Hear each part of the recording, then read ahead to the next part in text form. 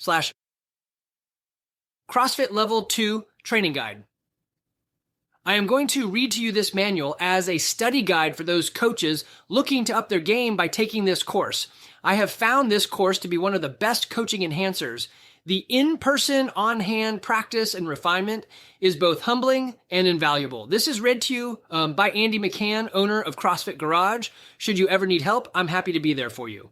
Good luck on this amazing and healthy adventure. Here we go. Preparation for the course. A large focus of the CrossFit Level. 2 certificate course is allowing participants time to practice and work on their coaching abilities in real time. The course includes sections called practical exercises and teachbacks, where staff members lead participants in coaching drills and provide feedback on each person's ability to coach others in CrossFit's foundational movements. The best preparation for this is coaching experience. Ideally, participants will have at least 50 hours of coaching experience prior to attending approximately 2 classes a week for 6 months. This experience provides the best preparation for coaching in front of peers and receiving constructive feedback in real time. Participants are also encouraged to use resources in the CrossFit Level 1 Training Guide. Specifically, see Appendix Movement Guide, which includes information on the 9 foundational movements and print copies for this course. More importantly, study and practice the material therein so you can be prepared to effectively teach your peers. The following pages also contain summary sheets for the 9 foundational movements to further help you prepare. We also recommend that you take the online scaling course, online lesson planning course, and online Spot the Flaw course prior to attending this course. These online courses will help you hone your ability to scale for any athlete, write effective lesson plans, and identify faults. Foundations of effective training. Whereas the Level 1 certificate course provides an introduction to functional movements and CrossFit methodology, the Level 2 course is focused on improving a trainer's ability to coach others. A trainer's ability to coach others rests on capacity in 6 different areas: teaching, seeing, correcting, group management, presence and attitude, demonstration. The depth and breadth of a trainer's capacity in each area affects not only whether clients become more fit, but also the degree to which the clients become more fit. Effectiveness can be assessed by asking whether clients optimize work capacity across broad time and modal domains, i.e., whether a client becomes as fit and healthy as possible. A newer trainer may have only rudimentary capacity in each area, and clients still will see results because of the inherent benefits of performing constantly varied functional movements at high intensity. An effective trainer, on the other hand, has the ability to safeguard health and improve performance for a client beyond what he or she could do alone. Although these areas can be described and defined independently below, there is a natural overlap among them in a real-time coaching environment. A deficiency in any one area can inhibit a trainer's success. Even a weakness in one area relative to the others blunts the trainer's overall reach. For example, a trainer with tremendous knowledge and technical skill, teaching, seeing, and correcting, will still have difficulty retaining members if there is little personal connection with them, presence, and attitude. Regardless of a trainer's current level of proficiency, a commitment to improving each area is the hallmark of a successful trainer. Similar to the athlete's path to refining and improving movement mechanics, a trainer must refine coaching skills across a career to become great. Doing so develops virtuosity in coaching, teaching the ability to effectively articulate and instruct the mechanics of each movement, including the ability to focus on major points of performance before more subtle or nuanced ones. It also includes the ability to change instruction based on the athlete's needs and capacity. To teach functional movements, a trainer must first understand what defines proper mechanics and what may cause poor movement. A trainer must know ideal positions, but more frequently, a trainer's job is to teach athletes how to improve poor positions and movement patterns, knowledge in fitness-related areas. Beyond movement mechanics, trainers can also instruct clients in other areas that may improve their fitness. Greater knowledge in any field that overlaps with fitness, such as anatomy and physiology, nutrition, or even expertise in a certain sport, can aid a trainer's teaching. The more athletically advanced the athlete, the greater the depth of knowledge needed for a trainer to produce additional fitness gains. Continued research, education, and practical experience over the course of a career develop a breadth of knowledge applicable to any athlete from beginner to elite. Teaching demands not only possessing knowledge, but also the ability to impart it to others. Knowledge alone does not make one an effective teacher. Successful teaching hinges on a trainer's ability to accurately convey as much of that knowledge as possible to others. Effective communication. To convey knowledge effectively, a teacher must be able to change his or her communication style to meet the capacity of the student regardless of his or her background, ability, and learning style. This is why trainers are best served by using different means of communication, visual and verbal teaching, for example, to aid learning. Implicit in the trainer-athlete dialogue is the trainer taking responsibility for when communication with the athlete breaks down. It is the trainer's responsibility to guide and lead the athlete, and it is the athlete's responsibility to be committed to the process. However, if the athlete is clearly frustrated with the instruction, the trainer must change strategies or communication style until the athlete succeeds. A trainer can also assess the effectiveness of teaching and communication by determining whether the athlete meets performance expectations. If no one in a group moves to the level the trainer expects, he or she needs to reevaluate the instruction. It is often not the athlete's fault. A good teacher can use effective communication to prevent a large percentage of problems from occurring. For example, it is often effective to break complex movements down into a progression or logical teaching steps that allow the athlete to practice pieces that naturally build on one another. A teacher who shows an athlete a barbell clean, describes it in its entirety, and then asks the class to replicate it can expect few, if any, to match the instruction. Conversely, using a progression, such as that demonstrated for the medicine ball clean at the Level 1 course, will get more athletes to demonstrate the gross mechanics quickly. These progressions can often help a trainer focus on seeing certain faults as well. Teaching as much as is necessary often means the teacher must reduce and simplify his or her body of knowledge to the one or two most salient points at that moment for that particular athlete. With fast-paced human movement, change is often hampered by long and detailed explanations when simple, broad-brush instructions are more digestible. This does not mean a trainer's knowledge of the system should be simple. It is the explanation that should be. A trainer can ask himself or herself, what is the one thing this athlete needs right now? The answer will change as progress is made. Seeing the ability to distinguish good from poor movement mechanics and identify both gross and subtle faults, whether the athlete is in motion or static. A trainer who can effectively assess the mechanical positions as sound or unsound throughout movement has capacity in seeing. Seeing is the necessary first step for a trainer to bring about change in a client's mechanics, but it rests on one's teaching capacity, knowledge. Trainers must first know positions of best mechanical leverage, as well as the effect of varying anthropometrics on these positions. If a trainer does not know what to look for, he or she will not see correctable issues, static faults. The trainer must also use visual recognition skills throughout the repetition, whether the athlete is static or dynamic. Static positions are the points at which the athlete is not moving, even briefly. Static positions usually occur near the end ranges of motion, either in the starting, receiving, or finishing positions, or when there is a brief pause or decreased speed, often due to a change of direction. Static positions include the setup position for a deadlift or the bottom of a squat, for example. Correctly identifying faults is easier in static positions because these positions give trainers more time for assessment. Dynamic faults. Dynamic positions find the athlete moving between the static positions, often at high speed. Examples of faults seen in dynamic movements include not reaching full hip extension in the drive phase of a clean pressing early in a push press, or initiating the squat with the knees. These dynamic faults are more difficult to identify because of the decreased time for assessment. The trainer must also know when and where to see faults during the movement. For example, a trainer needs to see that the athlete has the weight on the heels during the drive phase of a push jerk, but the trainer is also evaluating the trunk to femur relationship for hip extension, the bar path relative to the frontal plane, and a whole host of other relationships. Generally, a profile view of the athlete, offset by about 45 degrees, is the most useful view to assess the athlete's mechanics, but trainers should not be limited to using this view only. The difficulty in seeing dynamic faults increases as 1, the athlete moves more quickly, and 2, the faults become more subtle. Years of experience help a trainer effectively coach any level of athlete. New trainers may use a few methods to develop their ability to see faults, particularly dynamic faults. One method is to study film. Slow the movement down to a series of static frames. A trainer may choose to film his or her own athletes or simply watch footage available on the internet.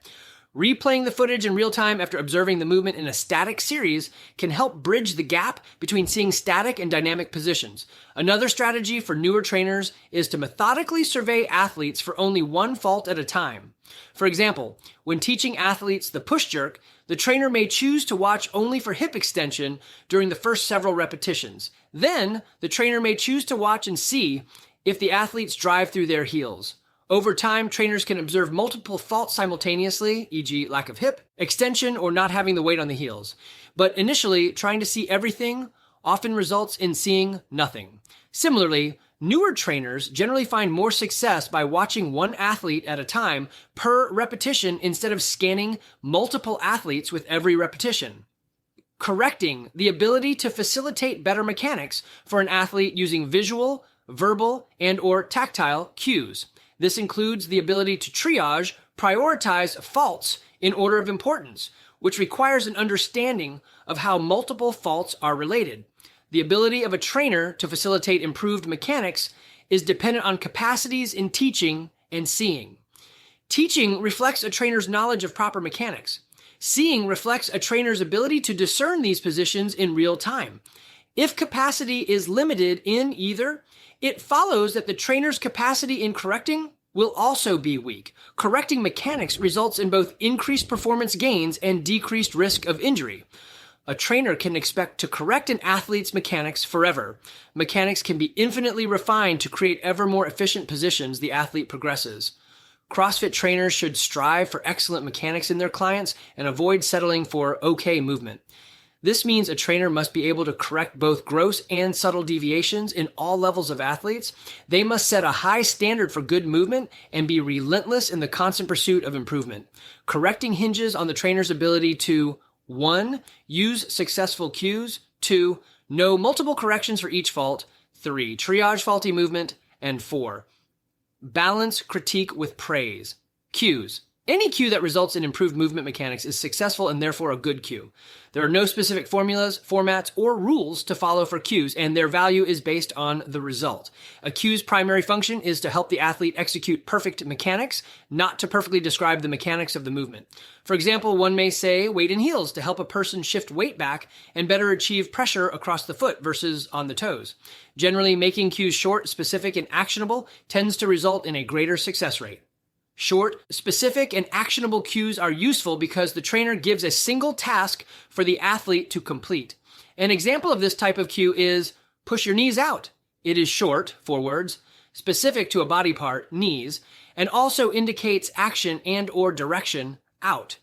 It is easy for the athlete to respond to a cue such as this, even when performing a complicated movement. It is possible for a trainer to confuse cueing with fault identification. For example, pointing out the fault that is present, your knees are caving in, does not tell the athlete how to fix it. An experienced athlete may be able to make the leap from hearing the identification of the fault to then fixing it. But this translation from fault identification to specific direction is ultimately the trainer's responsibility. Trainers may also rely on more technical language in their cues. You are losing your midline, which assumes the athlete has a significant amount of fitness-related knowledge. While such language may give the appearance of being more technical and perhaps represents an attempt to sound more intelligent, it is at best a vague verbal cue. Cues should be kept to simple language that is easily understood by anyone. Non-specific language is also best avoided in cues. Something such as get tight or chest can be meaningless to the athlete, especially in the absence of instruction on how to get tight or where and how to move the chest. A basic 3-step process for developing short, specific, and actionable cues is 1. Identify the fault. 2. Identify what is out of place, be specific, name the body part, and 3. Give direction to that body part. As stated before, push your knees out is a short, specific, and actionable cue. However, even with short, specific, and actionable cues, there is no guarantee the athlete's movement will improve. The trainer needs to use multiple cues until the fault is resolved. There are cases in which a cue that is effective for one athlete is ineffective for another, and in other cases, Even a good cue may result in poor movement. Get your weight on your heels is a short, specific, and actionable cue that often results in an athlete keeping his or her heels down. Nevertheless, some athletes interpret this cue to mean that the weight should be on their heels exclusively and they fall backwards or lose their balance. That does not mean the cue was bad or the trainer was wrong. It means the trainer has to try an alternative cue. A trainer should not be limited to a certain set of cues for a specific fault, and he or she should continue to use different cues until the movement improves. Over time, a trainer develops corrective strategies, building a bank of options for every fault. These corrective strategies should include verbal, i.e. speaking, visual, i.e. showing, and tactile, i.e. touching, cues, all of which may be employed to fix the same fault, but may be interpreted differently among athletes. Verbal cues tell the athlete a specific instruction. Visual cues create contrasting images between current and preferred positioning, and tactile cues use physical targets to achieve proper mechanics. The greater the number of strategies a trainer can employ for any fault, the more likely it is that he or she will be successful in correcting the fault. Triaging faults. Determining which single fault to correct can be a challenge, as multiple faults often occur together. Ideally, every fault would be addressed simultaneously, but this is unrealistic in practice. The trainer is best served by triaging faults. The term triaging is most often used in medicine to assign urgency to those needing medical attention. Triaging, when coaching movement, means assigning urgency to the multiple faults present in order of the most to least important. Greater importance is assigned to faults that have the highest risk for injury and, therefore, also the greatest potential to limit performance. In a loaded environment, there are many cases in which the fault to address first would be loss of a neutral spine, usually in flexion. However, a flexed lumbar curve at depth in an air squat is less concerning than that same position in a loaded back squat. This athlete needs to continue to air squat to full depth, fighting for a neutral midline, all while maintaining the range of motion required by life. It is precisely the practice of the movement, even with less than ideal mechanics, that will eventually allow him or her to reclaim positions that can be loaded. In this example, completing the full range of motion was given more priority than midline stabilization. The ordering is based on the severity of the deviation from the ideal and the athlete's capacity relative to the task. There is no single ordering of faults that can be used across all athletes and all applications. Whichever fault the trainer decides to fix first should become the trainer's focus. He or she has to selectively ignore the other faults present. Once that fault is fixed or mitigated, at least to the degree that it is no longer the most important, the trainer can move on to the next issue. And after choosing which fault to address, the trainer needs to know how the various faults are related. A trainer may cue a different body part than the one he or she is trying to fix, due to the interrelatedness of movement mechanics. Suppose an athlete performs an air squat with the following faults: weight shifting forward, knees collapsing, and back rounding. The trainer needs to consider, are the caving knees causing the back to round? Is the rounded back causing the weight to shift forward? Perhaps the trainer chooses to address the back position first, but actually tells the athlete, push the knees out. There are cases in which allowing more room for the pelvis helps create a neutral spine position. Assess the cue's effectiveness and provide feedback after a trainer delivers a cue. He or she must stay with that athlete for at least another repetition to assess the result. Whatever the athlete's response, the trainer needs to provide feedback. A trainer needs to let the athlete know if the movement was the same, better, or worse. If the movement improves, a trainer needs to acknowledge that, perhaps with "that's better" or "good correction." This helps the athlete develop kinesthetic awareness of proper positioning. In some cases, an athlete may improve movement, but not to the desired degree. Encouraging these athletes simply to give more in that same direction is often a sound strategy, e.g., "that's better, but even lower." If the movement has not changed, this could be addressed simply by saying, "not there yet," or "I'll come back to you," for example. An unsuccessful cue should not be repeated multiple times with a single athlete. Instead, the trainer should find a new cue. If the movement changes for the worse, the trainer also needs to immediately recognize this and stop or reverse it, e.g., other way. Not staying to assess the effectiveness of a cue and provide the athlete with feedback is almost the same as not giving a cue at all. If a trainer tells an athlete to do something and walks away before seeing the result, he or she may miss it when a cue results in no change or even change for the worse. The athlete has no idea if his or her efforts have resulted in improvement. All feedback, positive and negative, is tied to the athlete developing better kinesthetic awareness. Precision of word choice is critical. The use of good or better needs to be reserved for actual sound or improved mechanics and not used as a filler. Throughout the cueing process, a trainer must also be aware when praise for hard work, regardless of change, is necessary. There are cases where no change or only a very slight change occurs in a session. Celebrating the effort acknowledges the hard work put forth that day and helps a client remain willing to continue to work hard. A trainer just needs to be clear when the praise is for the effort rather than a movement that still needs improvement. Group management, the ability to organize and manage, both at a micro level within each class and at the macro level, the gym as a whole. This includes managing time well, organizing the space, equipment, and participants for optimal flow and experience, planning ahead, etc. Group management is not just about organizing logistical considerations for a class so clients have enough space, time, and equipment to complete the workout. It is about optimally managing these variables to support the best possible instruction, see components of an effective class. Poor planning of any aspect of a class, for example, the amount of time spent on certain parts, how the equipment is set up, and how much time is allotted to each participant, can detract from the quality of the experience. Adhere to the schedule. At its most basic level, effective group management means adhering to posted schedules. Clients plan their schedules around these announced times, and it should not be assumed that they have more time or flexibility. Adhering to posted times means both starting and ending on time. Running over is as unacceptable as starting late. Ending late usually occurs when a trainer does not plan ahead and think through the entire class schedule. Adhering to the schedule also includes the schedule within each class. Following a simple template, such as introduction, warm-up, workout, and post-workout, every class helps ensure necessary time is devoted to each piece. See components of an effective class. The trainer may also consider the experience level of the class to determine which pieces need more time or less time during instruction. Space and equipment layout. Group management also includes variables such as space layout and equipment availability. The layout needs to account for buffer zones around any equipment in use and should also take into account when athletes have to move to different areas of the gym during the workout. The class size often dictates which workouts are realistic given the equipment and space.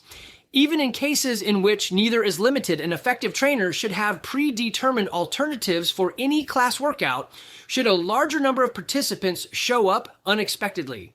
Group management speaks to the trainer's ability to reduce the logistical setup and preparation time during a class to maximize the amount of teaching and movement time. This means the trainer plans ahead and perhaps prearranges a complicated workout with multiple pieces of equipment and or weights. Spending several or more minutes sorting equipment takes away from a trainer's time to instruct, improve, and refine movement. Plan how and what to teach. Time spent on instruction can also reduce the client's practice time.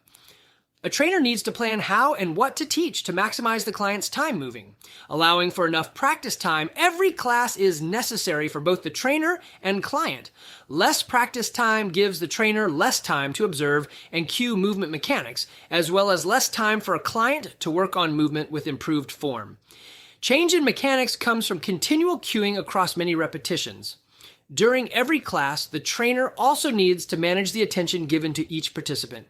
Every student should feel that he or she received enough attention.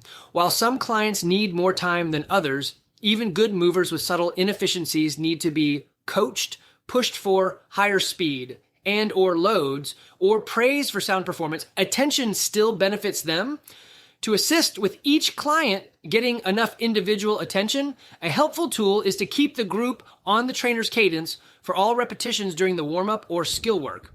Controlling when the group moves ensures the same number of repetitions are completed by everyone. It also allows the trainer to systematically and selectively observe individuals and specific aspects of their movement.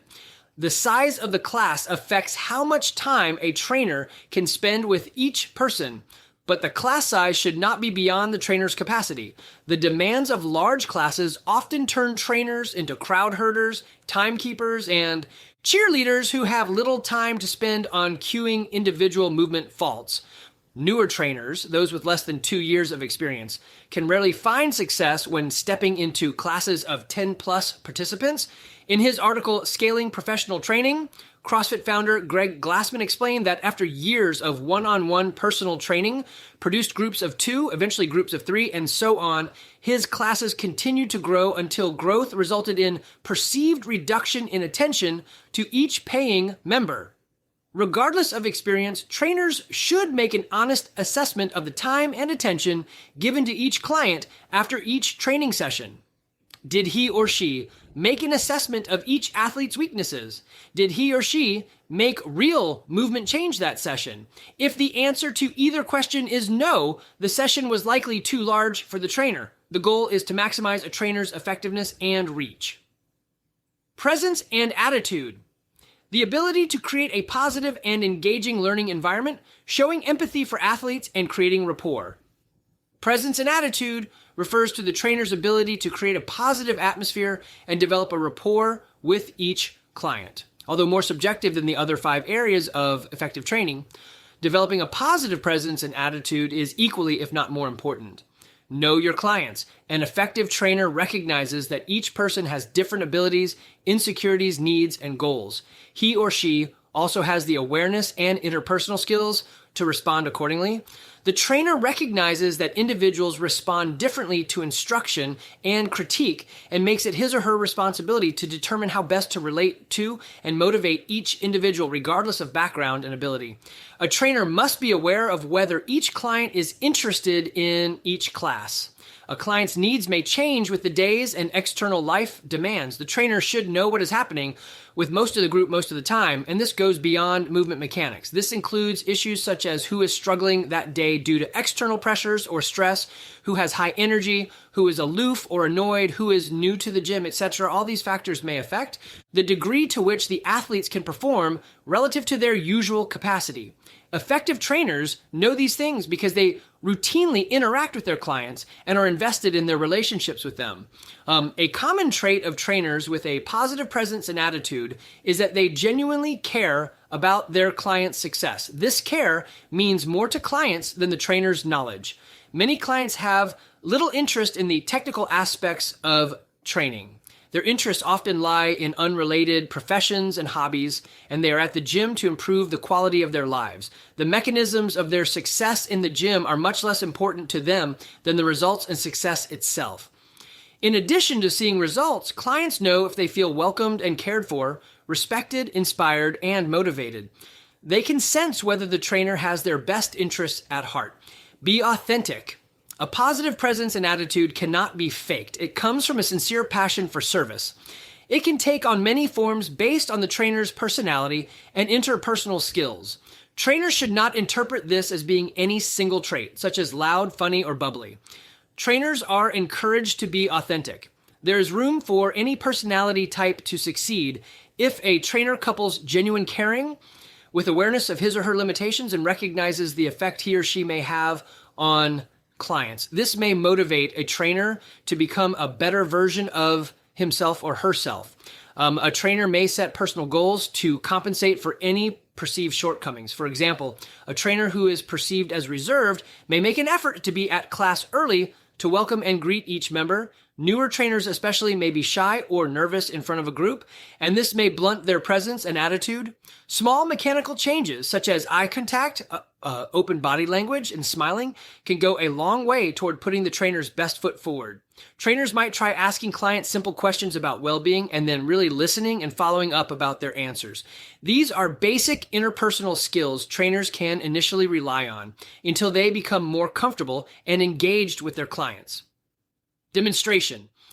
The ability to provide athletes with an accurate visual example of the movement at hand. A trainer may do this using himself or herself as an example, or by choosing another athlete to provide the example. This requires a strong awareness of one's own movement mechanics. It also includes the concept of leading by example. A trainer should follow his or her own advice and be an inspiration to clients. Provide a visual aid.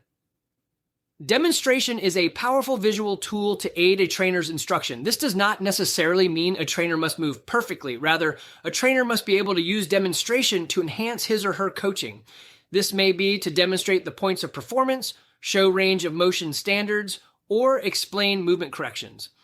Use of demonstration reflects the trainer's knowledge of sound movement.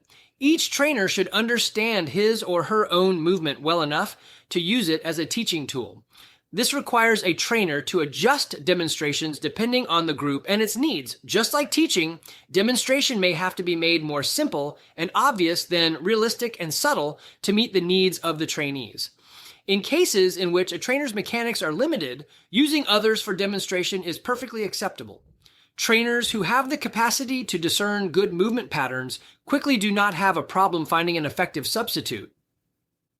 Demonstrate credibility. Demonstration also covers whether a trainer demonstrates to others that he or she ascribes to the program that is recommended and holds himself or herself to the same standards and values expected of clients. Demonstration more broadly speaks to the trainer's credibility. Leading by example has a large influence on the culture created at the trainer's gym. A trainer can ask, how do I get my clients to care about technique, to push themselves harder, to adhere to workout standards, to treat each other with respect? Many answers can be provided by examining a trainer's own attitude and actions. The trainer needs to work on improved technique, use high intensity, follow the same program, follow the range of motion standards, count repetitions correctly, support and encourage others, etc.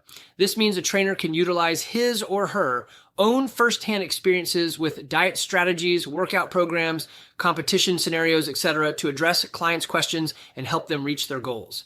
Insight and advice are best delivered when they are the result of experience. By using firsthand experience, the trainer also serves as a source of motivation for others. A trainer is in a position of leadership, and leading by example has a trickle-down effect to every part of a community. The trainer becomes the model or standard all members wish to emulate. Conclusion. Teaching, seeing, correcting, group management, presence, and attitude, and demonstration are the 6 areas trainers can use to evaluate and develop themselves or the trainers who work for them. An effective trainer must have capacity in each area, and a trainer's effectiveness is limited by capacity in each.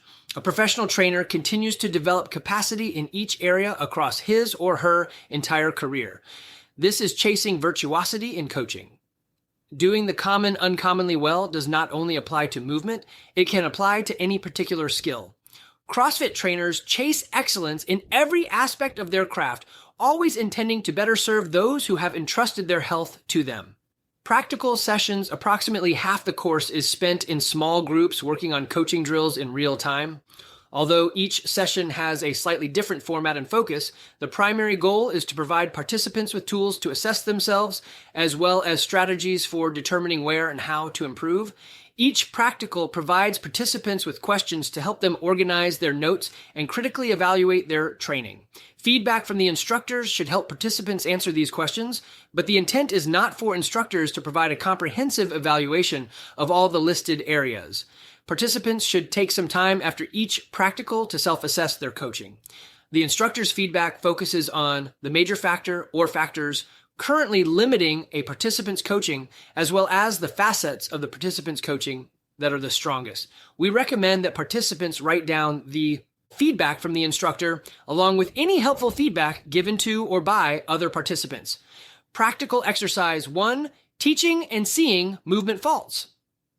The goal of this session is to practice the basic skills of teaching and seeing absent from the other demands of coaching, e.g. group management.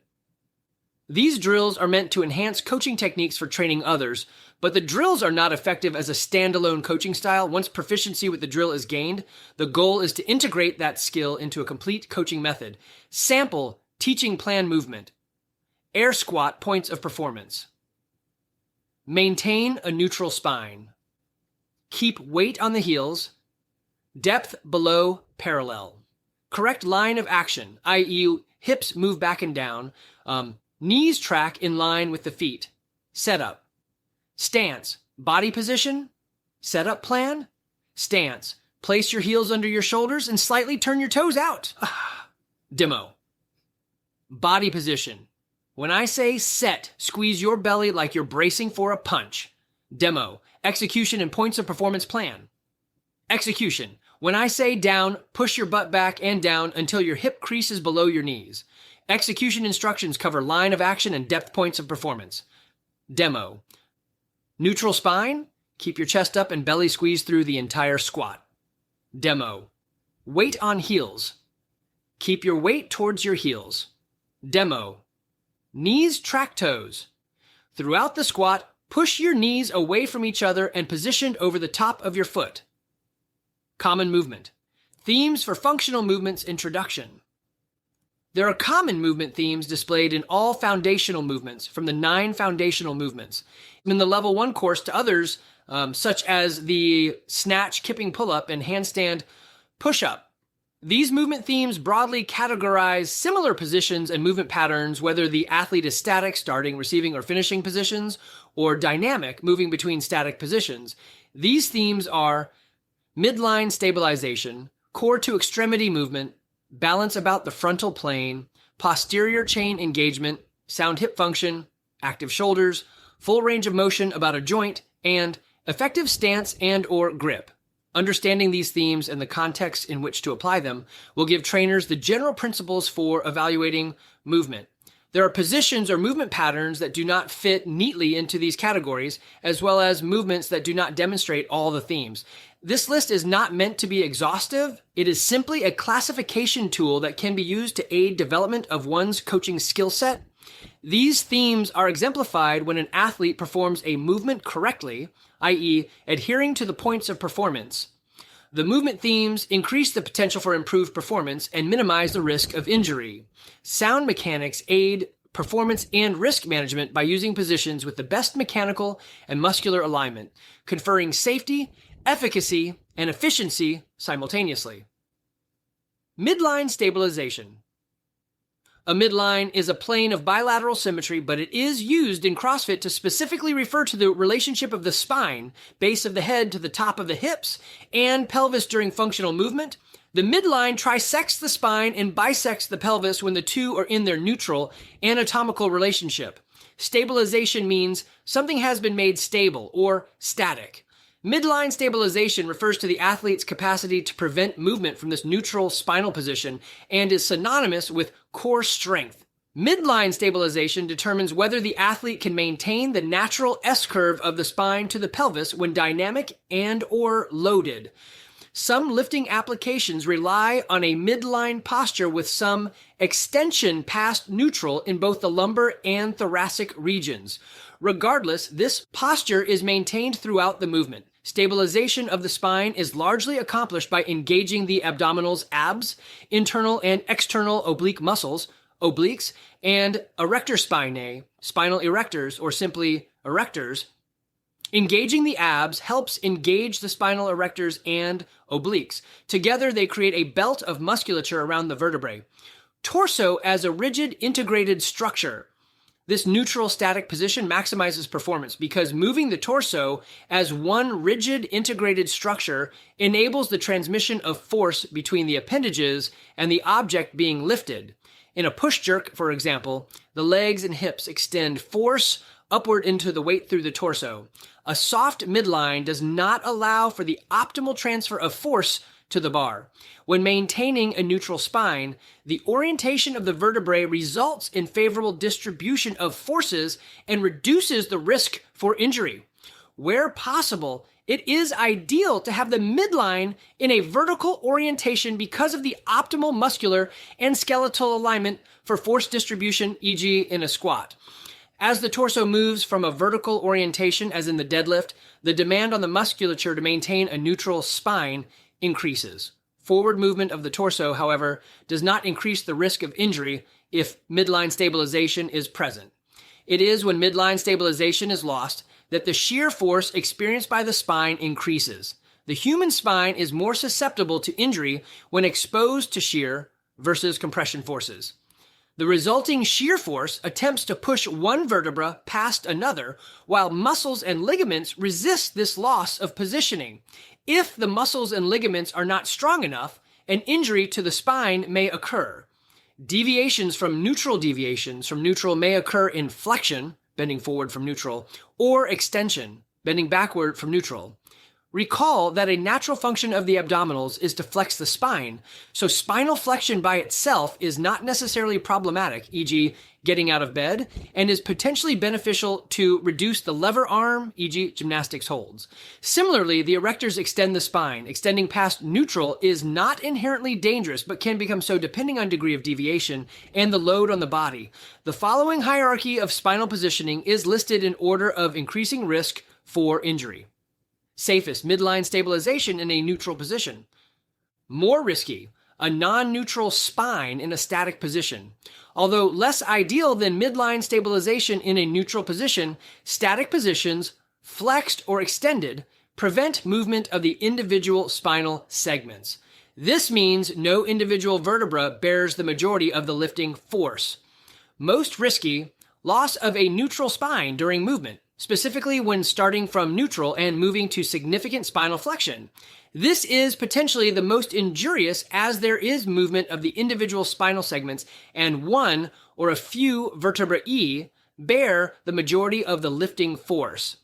The most common injury from a loss of midline stabilization occurs when the lumbar spine, L1 to L5, flexes under load, changing the normal concave curvature of the lower back to convex. Typically, flexion of the spine is seen with increased hip flexion or when the midline is resisting a load on the front side of the body, as in a deadlift. Athletes may also deviate from neutral by overextending or hyperextending the spine, which means significantly bending backward from neutral into an injurious range of motion. There is a difference between the natural S curvature of the spine and an exaggerated extension of the spine. Placing athletes in an overextended position does not increase the benefits of a neutral spine and may place them at risk for injury. Hyperextension can result in the same injuries as excessive flexion, disc herniation, or damage to facet joints. Hyperextension generally occurs with more flexible athletes or occasionally with more advanced athletes. Overextension or hyperextension often points to a lack of engagement of the abdominals and can generally be addressed by cueing an athlete to tighten the abs.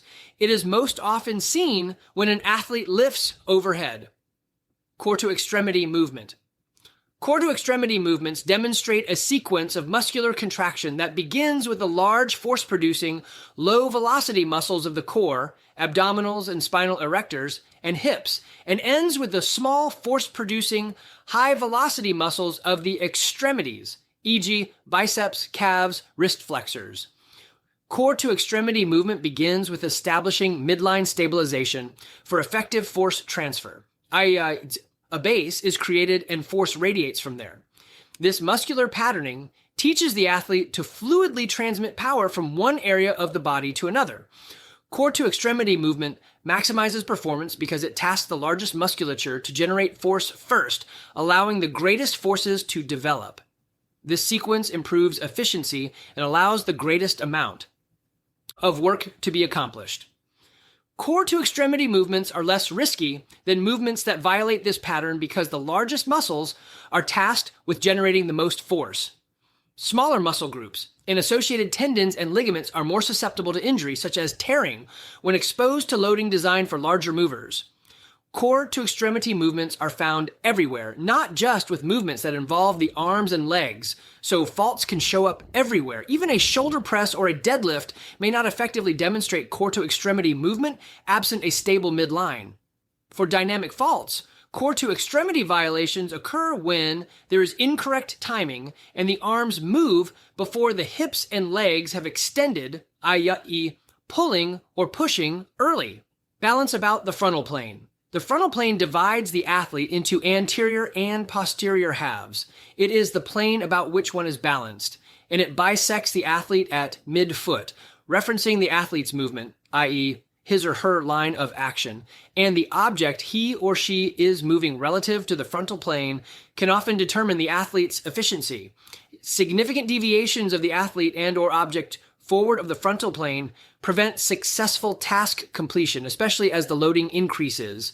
These deviations can also impair other points of performance, i.e., neutral spine, weight on the heels. Generally, moving an object along straight lines, in the frontal plane can increase performance by increasing efficiency as the object follows the shortest distance between 2 points. Note, however, the athlete's movement accommodates the object and may or may not be characterized by straight lines. For example, in a movement such as the squat, an effective line of action is created when the hips sit back and down as the knees bend. In this manner, the athlete is best able to keep the weight on the heels, and when the squat is loaded, the bar travels along the shortest line. This movement also can reduce excessive force at the patella, which may occur if the knees translate excessively forward, i.e., such that the heels come up. Balance about the frontal plane can also be referenced in a kipping pull-up, where the plane is formed along the line from the hands to the floor. The athlete is most efficient when the center of mass oscillates about this plane to maintain the most efficient timing of the swing. In the kipping pull-up, when the center of mass deviates from the frontal plane too much, the athlete loses timing and has to reset the swing. A lack of balance about the frontal plane may increase the risk for injury because of increased potential for other movement errors. For example, if the chest drops in a front squat with the bar deviating forward of the frontal plane, it may also result in flexing of the spine. However, a violation of balance about the frontal plane by itself is not terribly risky. Posterior chain engagement. The posterior chain includes the group of muscles, tendons, and ligaments on the posterior back of the body, which contains the hamstrings, biceps femoris, semitendinosus, semimembranosus, gluteal muscles, glutes, and spinal erectors. Engagement means this musculature contributes to the movement. Posterior chain engagement does not refer to using the posterior chain in an attempt to exclude the anterior chain. Ideally, there is a balance of pressure between the balls of the feet and the heels, with a line of action at the frontal plane. Posterior chain engagement also enables the athlete to maintain optimal knee alignment with the foot. Inclusion of this large set of musculature on the backside of the body maximizes performance because of the increased power generation, thereby resulting in faster speed to completion or increased load lifted. Keeping the heels rooted brings the load closer to the frontal plane, which helps the athlete stay balanced and drive the load up, not forward. This increases efficiency. Engagement of the spinal erectors is also essential for maintaining midline stabilization and providing the strongest base to transmit forces. Finally, engagement of the posterior chain helps keep the knees in line with the toes, where there is the best mechanical position of leverage between the upper and lower leg. With posterior chain engagement, greater musculature is recruited to move the load, and enough room is created for full range of motion in a squatting movement. When the knees collapse inward, the center of pressure shifts forward, given the angle at which the knees flex. This positioning is often a result of underdeveloped external rotators of the hip. Posterior chain engagement contributes to safety because it promotes midline stabilization and balance about the frontal plane. Also, keeping the knees in line with the toes reduces lateral and rotational forces at the knee joint. These forces are problematic for a hinge joint, such as the knee, where associated tendons, ligaments, cartilage, and menisci could be damaged when poor mechanics are allowed to go unchanged over long periods of time. It is less likely that a single repetition causes significant damage to the joints, but thousands of repetitions performed over time can wear on the knee's structural integrity. Pressure in the feet. A lack of posterior chain engagement results in the athlete and/or object shifting excessively forward of the frontal plane. A trainer can see this by observing the center of pressure in the feet in all movements, especially with any knee or hip flexion. This may or may not occur in conjunction with the heel coming off the floor. The heel can remain on the ground while the center of pressure shifts forward. This may also indicate premature shifting of weight to the toes, especially during an explosive hip extension, which results in the hip extending forward rather than upward. If an athlete jumps forward during a lift, it may be an indication of a premature shift of weight to the toes. Triple extension is not a forced calf raise in conjunction with extension of the knees and hips. It is achieved when the heels leave the ground because of and after a violent extension, thereby creating extension of the hip, knee, and ankle joints. Analysis of elite lifters shows that the longer a lifter remains in contact with the ground during the second pull, the greater the acceleration on the bar. Greater surface area in contact with the ground enables a greater force to be transferred. Knee position.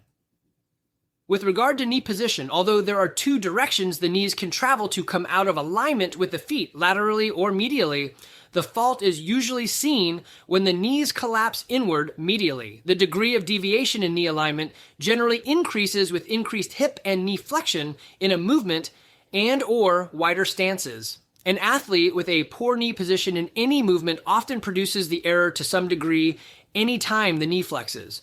For example, an athlete whose knees collapse in a squat is likely to have the knees collapse to a less obvious degree in running, box jumps, push presses, etc. Sound hip function. Sound hip function refers to the athlete's ability to flex and extend the hip to maximize its contribution to a movement.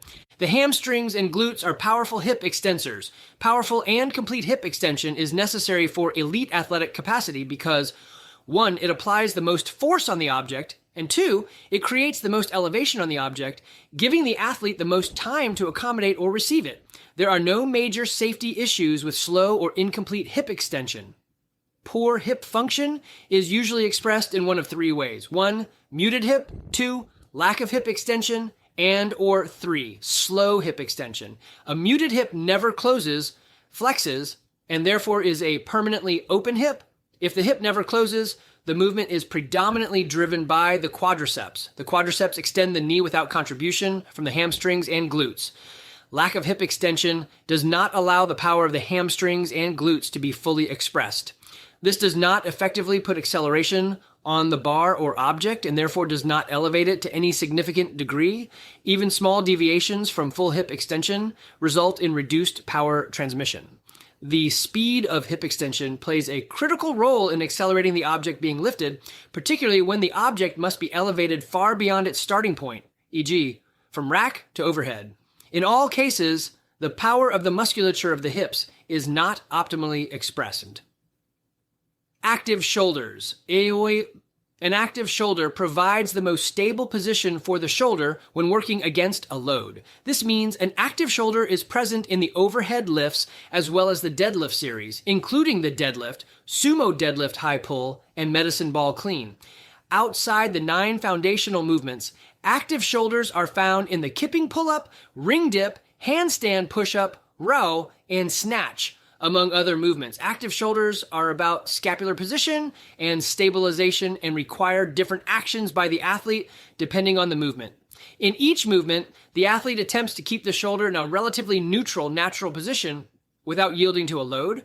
At the same time, he or she will create enough space between the anatomical structures of the shoulder so they may pass freely without impingement. Typically, this means an athlete demonstrates an active shoulder by applying force in the direction opposite the load. For example, in an overhead squat, the athlete pushes up on the barbell. In a push-up, the athlete pushes down into the ground.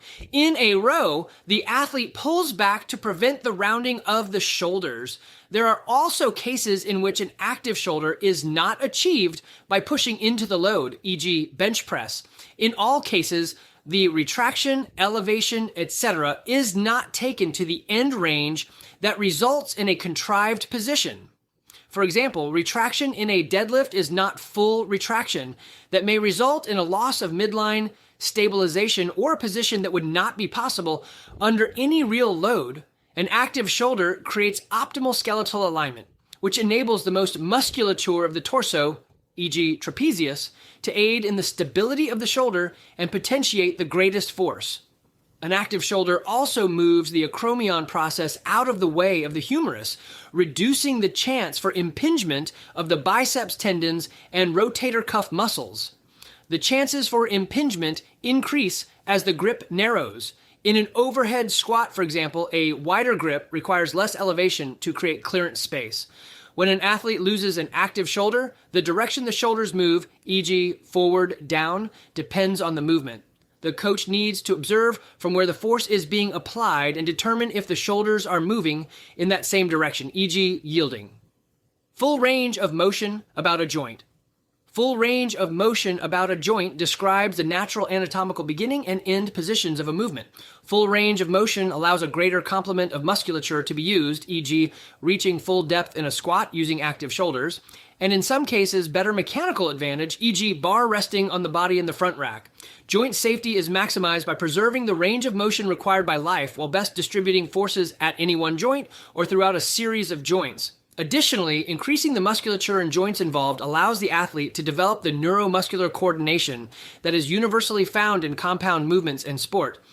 Toward the other extreme, hyperextension or artificially trying to create more range of motion past a joint's natural anatomical function can be detrimental to joint health. More is not always better.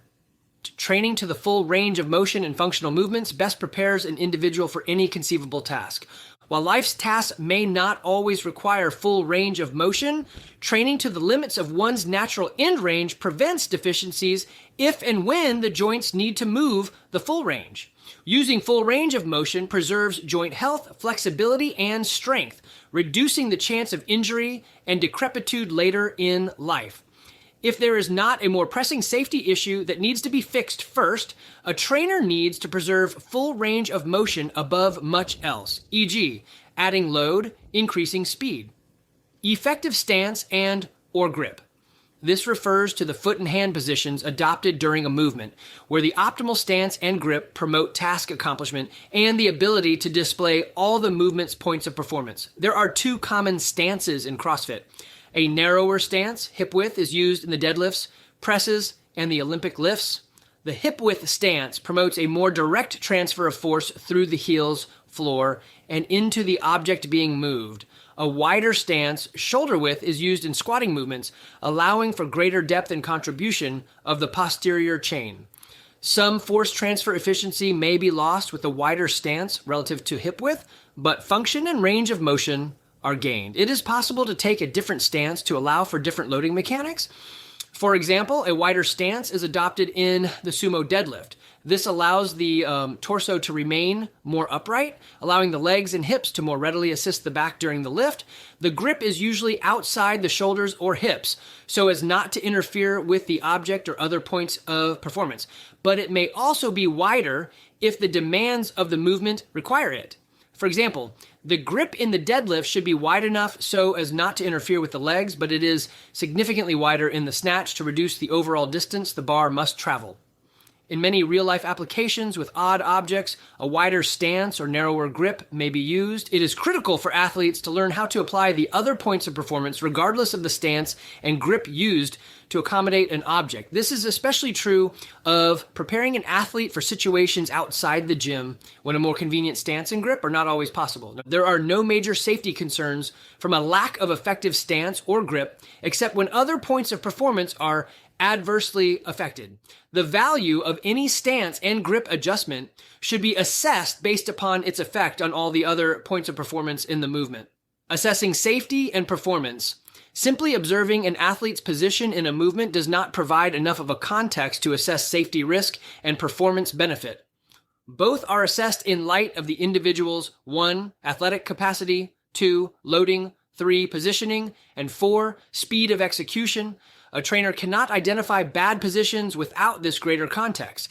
Decreased performance and increased injury are more likely as the athlete moves further from a sound position or as loads increase relative to the athlete's maximum. For example, picking up a grocery bag with a rounded back is a common occurrence and contains little safety risk for many CrossFit athletes. Nevertheless, this same positioning could be more problematic for a beginner deadlifting 135 pounds or an advanced competitive athlete deadlifting 500 pounds.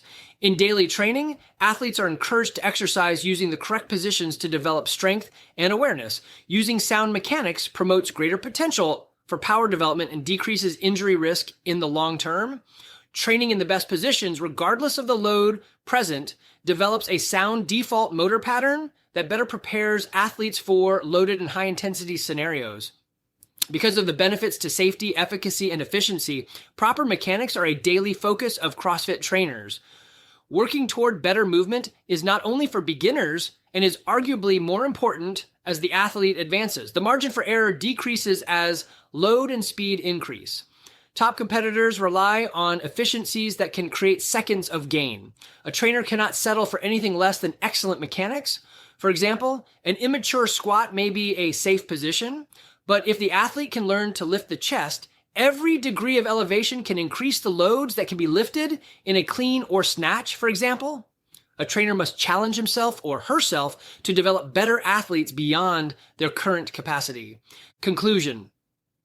These themes provide a template from which a trainer can evaluate all movement in order to maximize both safety and performance for his or her athletes. The ability to recognize and correct violations is essential for a trainer, regardless of whether the athlete's violation is major or minor.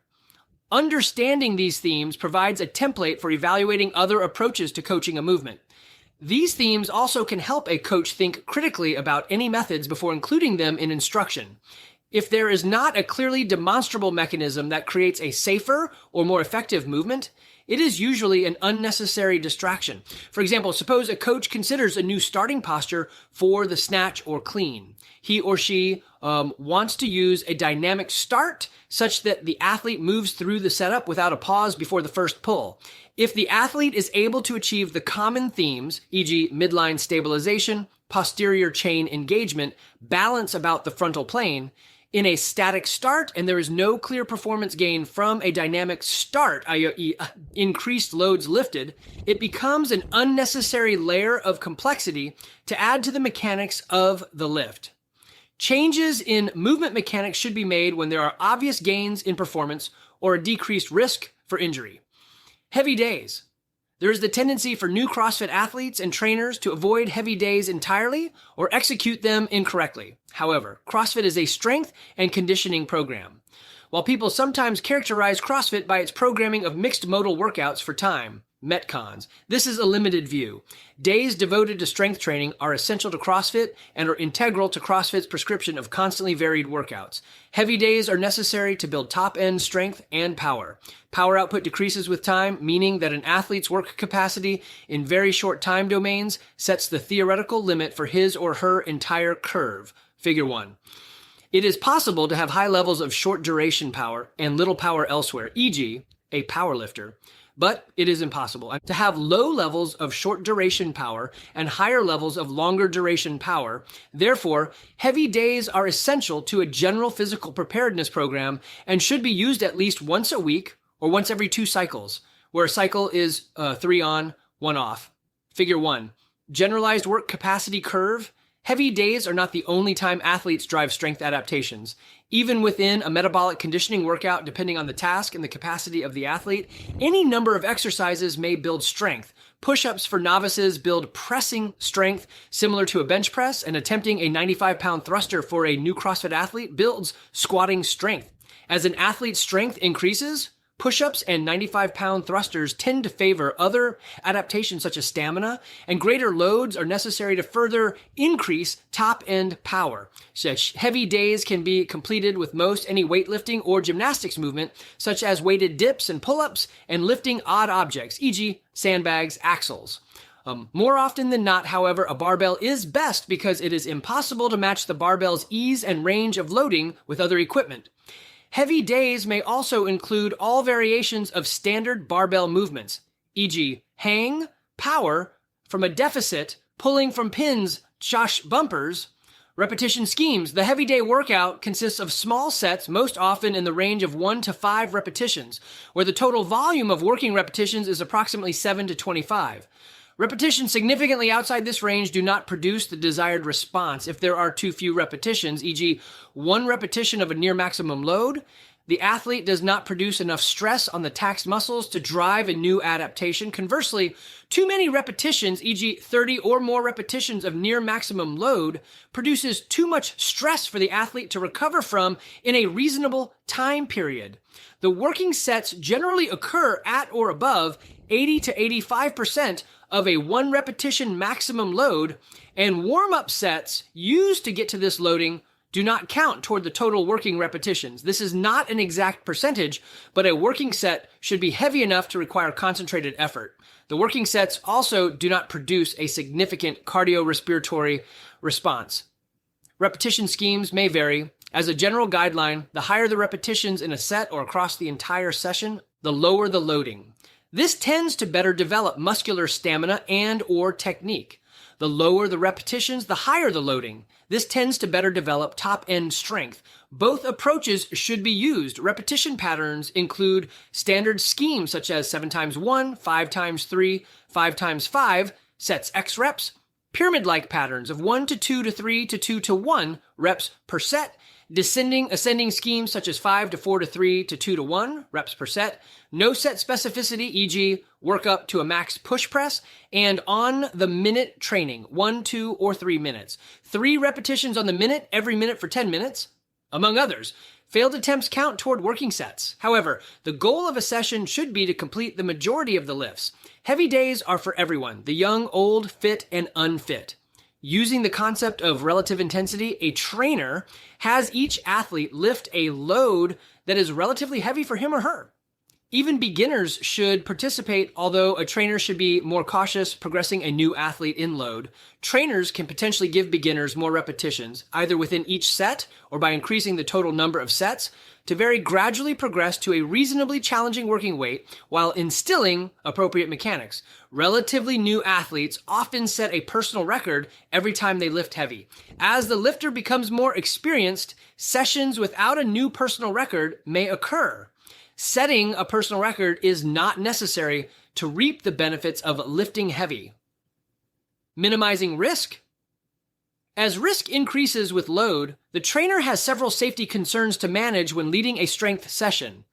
A heavy day class best begins with a thorough warm-up to prepare the athletes for maximal loading, e.g., increase core temperature and improve range of motion. It also provides the trainer with an opportunity to correct and refine mechanics across warm-up sets of the movement to minimize risk. Finding the best way to complete warm-up sets usually becomes an intuitive process as athletes become more experienced with lifting heavy. However, most athletes in their first few years still need direction through this section. Common practice for warm-up sets is at least 3 to 5 warm-up sets, where the sets start with a lighter weight, higher repetition count and progress to heavier weight, lower repetition count. The rest periods in the warm-up sets do not need to be as long as during the working sets. Whatever the warm-up is, trainers cannot fatigue the athlete for the work sets. Instead, warm-up sets gradually prime the body for heavier loading while refining the mechanics of the lift. The trainer must also teach each athlete how to bail and/or spot as necessary before any significant weight is attempted. It is easiest to have participants practice this with a PVC or dowel. A trainer cannot assume athletes will perform bailing or spotting techniques correctly without specific instructions. The gym floor also needs to be arranged to ensure safe, walkable distance between working athletes, and the floor should be absent of extra equipment. Trainers may choose to have participants share racks, in part to reduce equipment and space needs. Sharing racks also allows athletes to help one another with loading, unloading, and spotting. It also allows for adequate rest time between sets so athletes fully recover. When using racks, additional instructions are needed to ensure that athletes keep enough distance between themselves and the racks when lifting. The trainer needs to clearly describe how the working sets should be approached to avoid confusion. For example, the workout may be 5 times 5 front squats. Does the trainer want the athletes to try to increase the load with every set? Does the trainer want the athletes to hold a certain percentage across all sets? Or does the trainer perhaps want the athletes to find a new 5 repetition maximum, meaning the exact number of working sets is less important? Maybe it takes 4 sets, maybe 5 sets. All these approaches have validity and potential benefits, but the trainer needs to indicate what the intent is on a particular day. During the working sets, the trainer must appropriately apply the principles of threshold training, just as he or she would in any other workout. Once an athlete's mechanics significantly deviate from the points of performance, the load needs to be reduced. This is especially true when multiple verbal and visual cues do not result in any improvement in mechanics. It is possible that the trainer can fix the mechanics at lighter loads and then allow the athlete to again increase the load gradually. Deviations from points of performance may also require the trainer to change the movement for a few repetitions before using the entire movement, e.g. using snatch pulls to correct an athlete who is pulling early in the full snatch. Once the workout is complete, the trainer should include equipment cleanup and workout logging as part of the cool down period. Cueing during a heavy lifting session needs to be very direct. The athlete's attention will be almost solely focused on the effort required to complete the lift. The trainer will have little time or opportunity to impact the quality of the movement during the set. Therefore, cues need to be short, easy to implement, and delivered with an intensity that matches the effort of the lift. If more technical consideration is needed, the time between sets can be a great opportunity to elaborate. However, upon returning to the next set, the athlete should have a very clear picture of what he or she needs to focus on. Giving your athlete more than one or two things to think about often results in no change at all. Conclusion. Trainers need to regularly program strength days with their clients and ensure all participants achieve the desired stimulus during the training session. These sessions provide coaches and athletes with opportunities to improve mechanics, acquire new skills, and see progress in a modality that is vital to developing the fitness CrossFit seeks. Program design and scaling CrossFit is defined as constantly varied functional movements executed at high intensity, with the goal to develop fitness that prepares one optimally for any task imaginable. The programming material of the Level 1 course outlines workout variables and basic considerations for structuring workouts. The programming material at this course builds on that foundation by focusing on long-term program design for individuals and groups. Among the myriad variables to control when programming workouts, a trainer cannot lose sight of the small influence programming has among a host of other factors that determine a client's success. Programming, whether good or bad, is secondary to effective coaching, appropriate scaling, using sound mechanics, and developing a group dynamic conducive to pushing oneself, i.e., highest intensity brought to the work. Even with less than optimal programming, a trainer who has a good eye for movement mechanics and develops a good rapport with his or her clients will help people improve their fitness for years. Functional movements performed at high intensity, regardless of how well they are combined and varied, are powerful enough to elicit dramatic changes in one's health and performance, particularly for the unaccustomed. Therefore, trainers can spend more time focusing on their skill set and member rapport rather than striving beyond reason to create the perfect template and programming cycles. Analyzing programming for effectiveness. Effective or good programming produces results, and the relative degree to which programming is effective is the degree to which it optimizes fitness. The standard by which to evaluate any programming is measurable improvement in performance markers.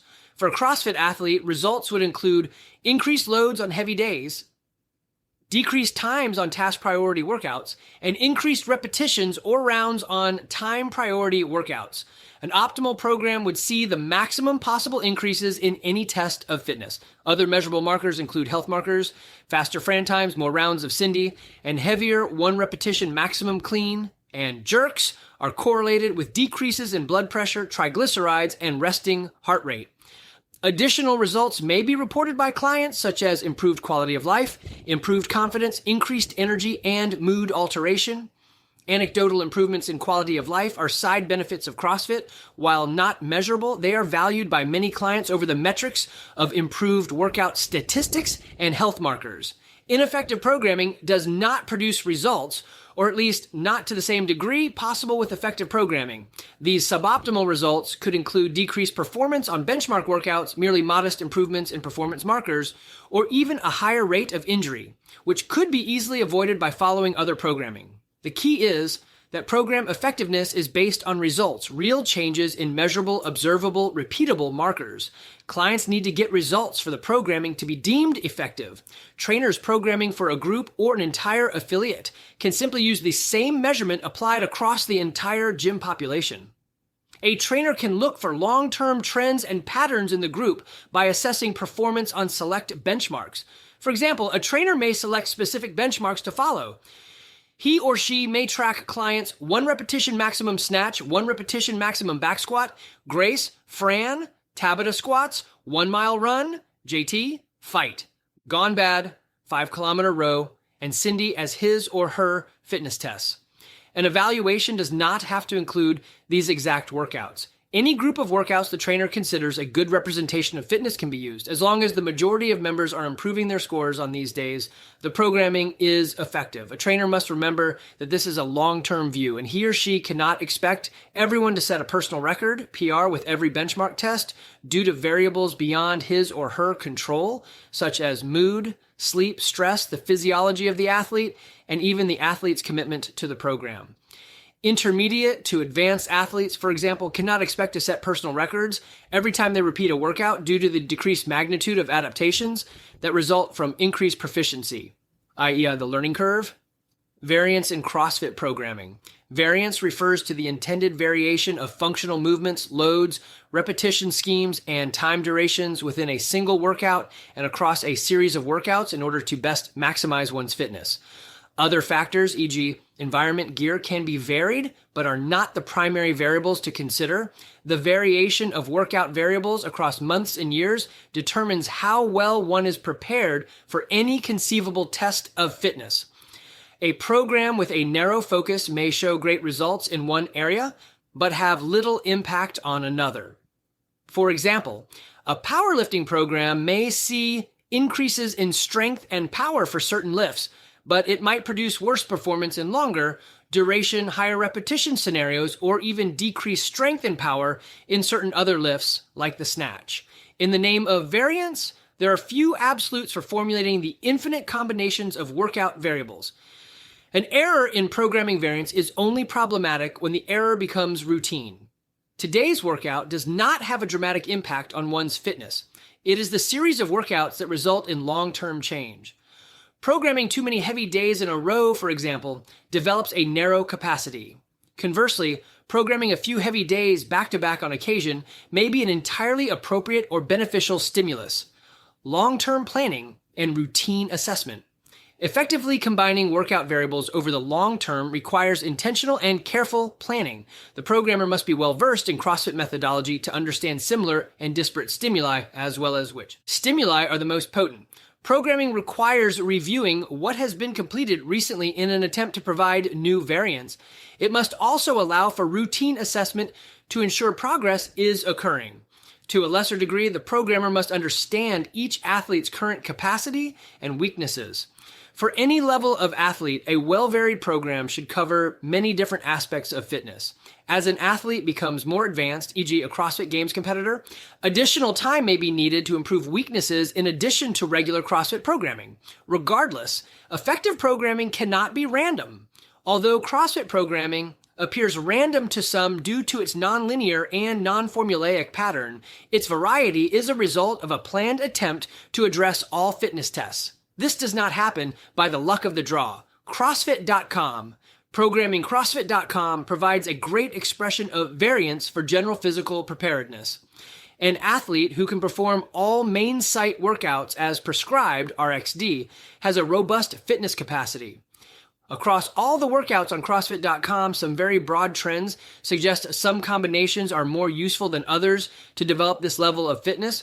CrossFit more frequently programs whole-body, natural, high-power movements in short, intense workouts because of their far-reaching effects on one's overall fitness. These principles are generally expressed in task priority couplets and triplets of 15 minutes or less, which include full-body, high-power movements utilizing complementary functions, e.g. pulling versus pressing. This simple but highly effective, i.e. elegant programming, drives CrossFit's potency.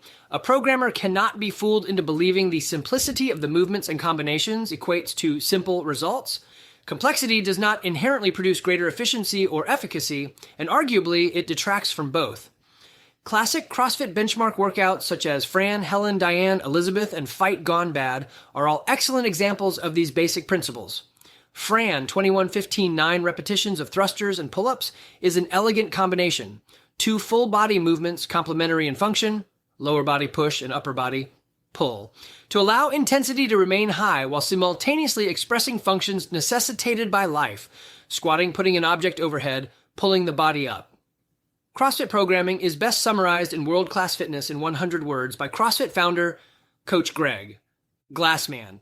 Practice and train major lifts: deadlift, clean, squat, presses, C and J, clean and jerk, and snatch. Similarly, master the basics of gymnastics: pull-ups, dips, rope climb, push-ups, sit-ups, presses to handstand, pirouettes, flips, splits, and holds. Bike, run, swim, row, etc., hard and fast. 5 or 6 days per week. Mix these elements in as many combinations and patterns as creativity will allow. Routine is the enemy. Keep workouts short and intense. Regularly learn and play new sports. Although many CrossFit workouts follow these trends, not all should. Less frequently, athletes need to be exposed to workouts that are more unorthodox. For example, there are times when workout variables that result in decreased power output are entirely beneficial for an individual. A load that may be too heavy for an athlete to move continuously in a workout is also a stimulus for greater strength. A high repetition scheme that causes the athlete to stop multiple times in a single set is a stimulus for greater stamina. Even using lower powered movements such as a Turkish get-up in a workout are useful occasionally for developing greater coordination, balance, and shoulder strength under cardiorespiratory stress. The bulk of workouts, however, should strive for simple, bold pairings. Optimizing CrossFit programming. Most every client can improve his or her fitness without individualized programming. Small adjustments in the context of regular CrossFit programming, such as weakness work and scaling workouts appropriately, can accelerate a client's results within general group programming. Working weaknesses. A weakness is a certain skill that is lacking relative to an athlete's proficiency in other areas. By improving one's capacity in these weak areas, the athlete's overall fitness increases. Effective CrossFit programming by itself is aimed toward improving weaknesses. With well-varied, unbiased combinations of loads, time durations, movements, etc., clients inevitably see improvements in their fitness for years. Over the months and years, just performing the elements one struggles with will improve one's proficiency in these movements. An athlete may choose to do additional weakness work to accelerate progress and will likely find this also improves strengths. Working on weaknesses is also important for clients who have reached a plateau. Coach Glassman has asserted the following: there is more traction, more advantage, more opportunity in pursuing that one thing that you don't want to see come out of the hopper headlong than to put more time into that thing you're already good at. That thing that you don't want to see come out is a chink in your armor, and addressing it will make a difference for you in ways that you'll never be able to predict. It is unlikely that the programming needs to change drastically to address weaknesses, particularly for an affiliate or large group setting. Further, trying to tailor the program to every individual weakness is impossible. The best the trainer can do is to observe and respond to the general trends in the gym and provide well-varied programming consistently. Constant assessment is needed to ensure that too much capacity is not lost in the strong areas. When assessment has shown that the weak areas are now at an acceptable level, the trainer should look to identify the next area of weakness and make small adjustments accordingly. A radical change in programming is likely to eliminate the benefits experienced elsewhere, e.g., programming becomes too skewed toward the new goal. If the programming becomes too skewed toward working on specific elements, then it is biased. Biasing is programming certain elements more frequently, regardless of current capacity in those areas. Biasing does not necessarily result in an increase in fitness. It results in an increase in a specific capacity. Biasing is not necessarily negative if it serves the athlete's preference or goal. It is only a problem when the athlete is seeking general fitness and continues to follow a biased program. Addressing weaknesses may eventually become a bias in the absence of assessment. Weakness work can be easily included in the warm-up of the class, focusing on the technique of one of the more challenging movements. This gives clients extra practice time to improve a deficiency and potentially allows for a more personalized program. During warm-up and skill sessions, which are often heavily biased toward newer and less proficient athletes, an effective trainer needs to also offer challenging options for the advanced athletes. For example, suppose a trainer led a warm-up that included a skill session on pistols. Although most of the athletes may be working on getting their first pistol, perhaps using a band or squatting to a box with a support, advanced athletes may be working on weighted pistols, e.g. with a bar in the overhead squat position. There are examples of how to use warm-ups to implement weakness work in the example warm-ups to address weaknesses section of this training guide. With well-varied workouts, much of the warm-up can coincide with movement preparation for the workout to practice elements that are usually weak, e.g. handstand push-ups, muscle-ups, double unders. Regardless of the movement selected, trainers should be sure to avoid pre-fatiguing the client. The goal of the warm-up is not to make it another workout. An example of a poor choice of warm-up may be doing 3 rounds of 15 pull-ups, push-ups, sit-ups, squats, and hip extensions before the workout. Cindy has as many repetitions as possible in 20 minutes of 5 pull-ups, 10 push-ups, and 15 air squats. Pre-fatigue is of particular concern when a trainer plans a longer skill session before the workout, such as handstand push-up skill work before the workout, Diane, 21 to 15 to 9 repetitions of deadlifts and handstand push-ups. Such skill work can be done, but the trainer must monitor the volume such that the athletes are not unduly fatigued. Each athlete has variable tolerance to pre-workout volume relative to that athlete's capacity. The tolerance builds over time, so the warm-up can eventually be more extensive without pre-fatiguing muscles. Templates can be used for weakness work. They can help keep a coach or athlete committed to dedicating time to skill development. However, it is important for coaches and athletes to use their judgment to change or break from the template as necessary. Scaling effectively. Scaling workouts appropriately for one's clients is an essential consideration to best increase their fitness. This is not just a concept for beginner clients. An effective trainer progresses the most athletes toward completing workouts as prescribed across months and years.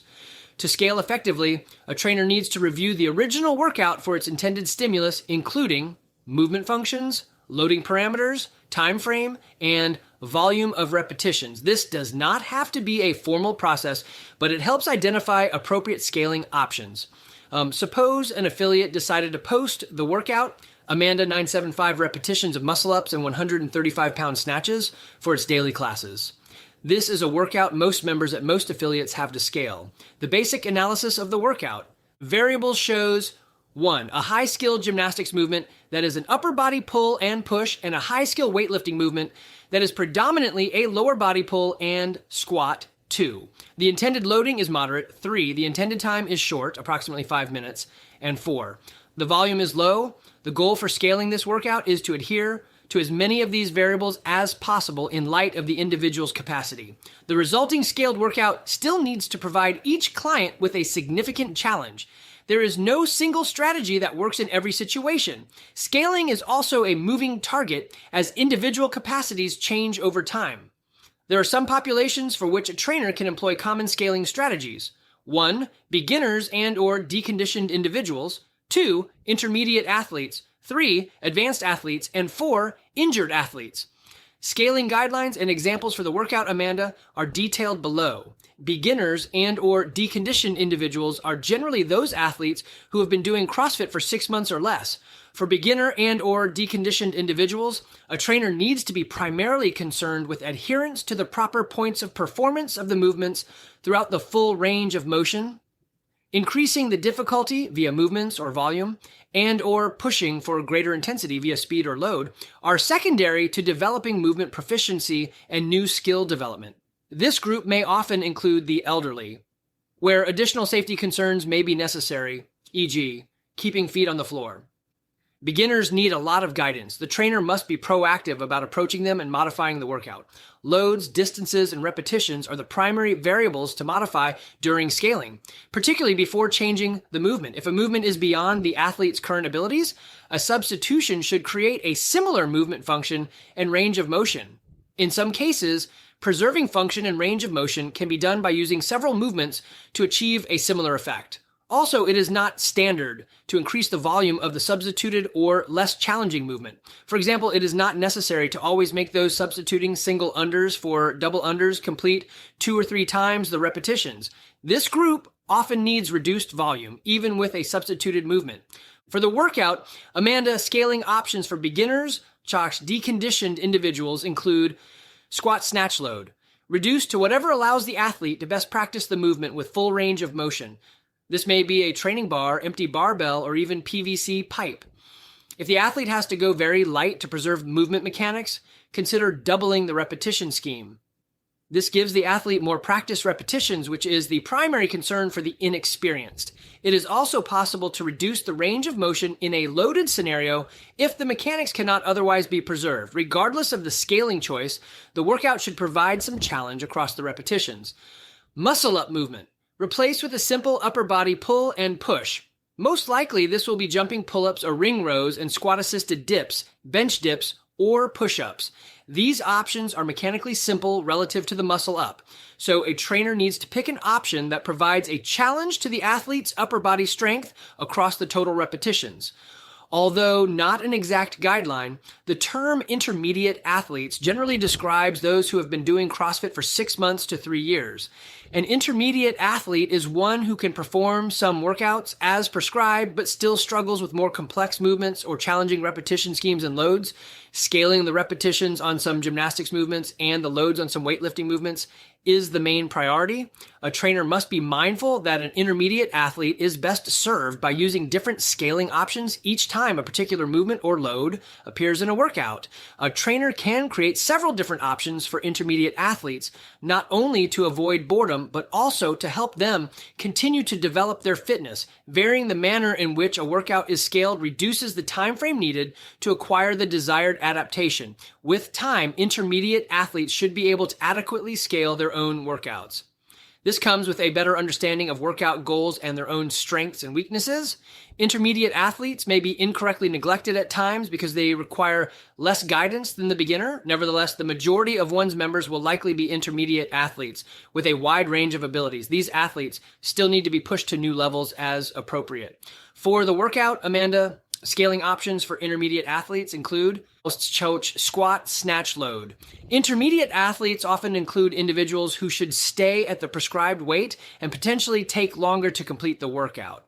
Although their power output may be lower than if the load was scaled, keeping the load as prescribed helps develop exactly the strength and stamina needed to perform the workout in a more competitive time. In cases where this load would not be completed in any realistic time frame, i.e. would take more than 20 minutes, reduce the load appropriately. Muscle up movement. The scale is best when it is specific to the weakness and it therefore does not take on one specific form.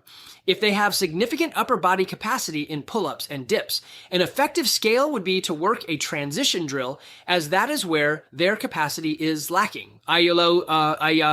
Working the transition helps strengthen a greater range of motion at the shoulder. Conversely, an intermediate athlete who struggles with pull-ups and dips may be better served using those movements in the workout to develop the pushing and pulling stamina and strength of the upper body. Depending on proficiency, perhaps the repetitions of pull-ups and dips should be increased if there is an athlete who has muscle-ups but is not consistent with them or cannot perform a high volume. Reducing the repetitions is a viable option to help train the skill in a mixed modal environment, e.g. repetitions of 5 to 4 to 3. Advanced level athletes are those who can perform all workouts and movements as prescribed. Typically, these athletes either came to CrossFit after years of performing some functional movements at high intensities, e.g. collegiate gymnast, or they have been doing CrossFit consistently for years. There are times a trainer needs to scale this athlete due to sickness, injury, personal problems, or a recent string of difficult, demanding workouts. Occasionally suggesting a variation with lower loading and or repetitions benefits the advanced athlete both physically and or mentally. There may be an occasion to scale up an individual if the athlete is not challenged by the repetition scheme or weight, or is in need of a different stimulus for skill development. The obvious options are to increase load or repetitions, choose different equipment, dumbbells versus barbells, or make a movement more difficult, parallel versus regular handstand. Push-ups. A trainer needs to be wary of this practice and should avoid consistently making workouts heavier and higher in volume to provide a challenge. More often than not, the advanced athlete needs to be coached to better movement mechanics and or greater intensity before making a workout harder. An effective trainer needs to focus on fixing movement inefficiencies and pushing for faster speeds before increasing the weights and repetitions. These corrections translate to seconds of gain in performance. Coaches need to be sure not to confuse advanced for elite, where elite is reserved for individuals actually going to the games. Competitive programming is outside the scope of this course as well as outside the scope of most affiliate needs. At a minimum, athletes should be considered advanced before more volume is needed. Some potential scaling options for an advanced athlete in Amanda are listed below. There are infinite ways to tweak the workout based on needs and the relative strengths and weaknesses of the athlete. These would be good options, particularly when an advanced athlete already has a competitive Amanda time. Snatch. The snatch may be made heavier, may become a power variation, may be replaced with heavy dumbbells, etc. Muscle up. The muscle-ups may become bar muscle-ups, strict muscle-ups, weighted muscle-ups to forward rolls, etc. The fourth category of participants includes the injured athlete. These individuals should be encouraged to participate in the workout as there is benefit to training even in their reduced capacity. There is a positive hormonal response from exercise, which can affect a multitude of factors, from body weight to recovery to mental state. Although the nature of injury determines what is possible, the goal is still the same: to replicate all workout variables as closely as possible. Pain-free range of motion is the main guideline. Where the movement cannot be performed exactly, a trainer should find a substitute that best replicates the basic function and/or range of motion. However, any movement that still relies primarily on the injured joint body part should be used cautiously, if at all. A trainer may need to get creative at times to help athletes avoid boredom and keep an injured athlete working for new skill acquisition. Single limb work can be utilized, contrary to the belief that this results in a problematic muscular imbalance. Exercising. The non-injured side can reduce atrophy in the injured side. Dumbbells are a perfect tool for one-sided work, and the number of repetitions can increase in cases where the loading is limited. However, this should not be the only option for someone with an injured limb. If an exercise involves two movement functions, an athlete may still be able to perform one with both sides. For example, in a thruster, an athlete with an injured upper body might still be able to squat or front squat. If the athlete has an injured lower body, he or she might still be able to press or push press. If there are no reasonable options for an injured person to perform a similar movement, omit the movement or substitute something else. This should be the last option considered. Using the workout, Amanda, as an example, scaling options for injured athletes would take on many different forms depending on the injury. Here are a couple of examples.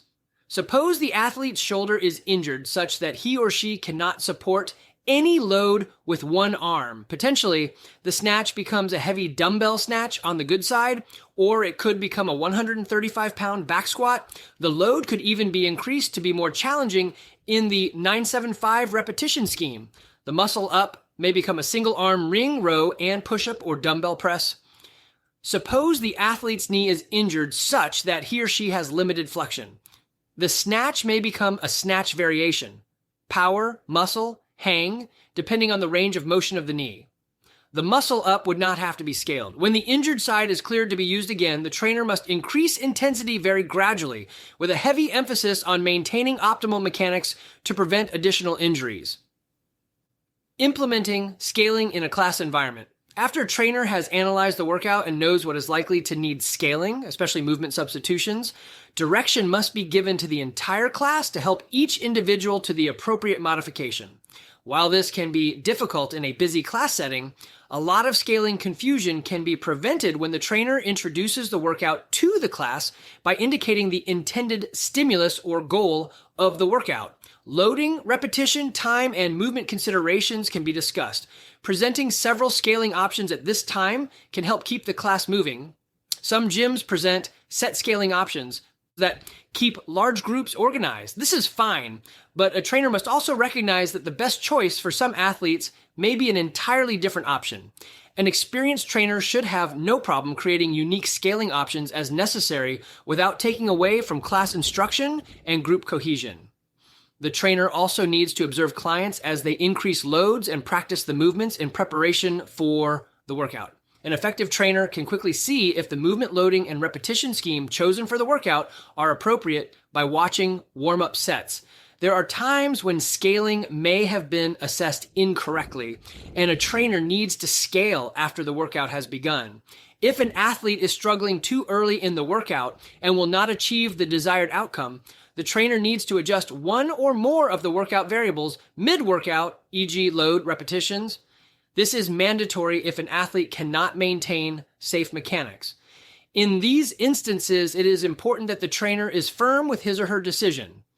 If he or she has built a good rapport with athletes, they should have no problem with such adjustments. Sport-specific preparation. Many CrossFit trainers have some sport-specific athletes looking to incorporate CrossFit training into their regimen. While sport-specific athletes cannot use CrossFit as a substitute for their sport-specific practice, fixing deficiencies in their general physical preparedness has immediate benefit within their sport. These carry-over benefits may not have obvious mechanical or metabolic explanations. For specialists at the advanced tier of their sport, there is a greater margin to improve their performance by improving their general physical preparedness versus spending more time in sport-specific strength and conditioning training. Sport training and physiology are not so well understood that highly specialized strength and conditioning routines are optimally effective, and CrossFit brings a combination of adaptations that lead to improved performance.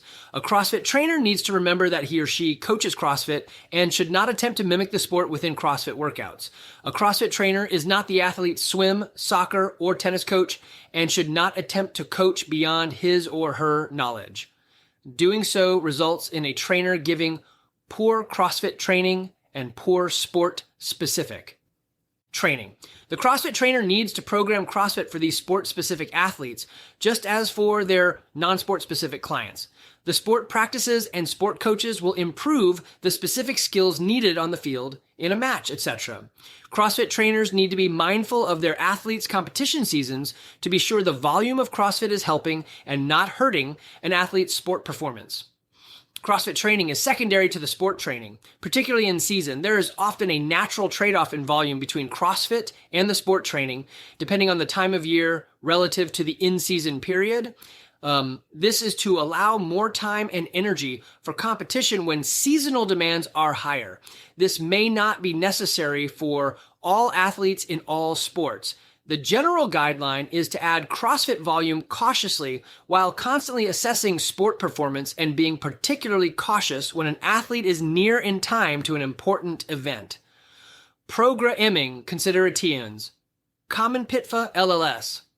If a programmer regularly assesses his or her athletes and observes the trends in data, he or she can quickly adjust ineffective programming. Conversely, CrossFit programmers who do not regularly assess data can fall prey to common faults, some of which are described below. 1. The first common error made by CrossFit programmers is a lack of regular assessment to determine effectiveness. Measurable results and performance markers are the guideposts for a programmer to determine whether the past programming was productive as well as what needs to be programmed next. Lack of assessment may occur from not repeating benchmark workouts and or not recording results. Trainers need to encourage members to record results to assist with this effort. Clients generally like this record of progress, particularly after months and years of hard work. 2.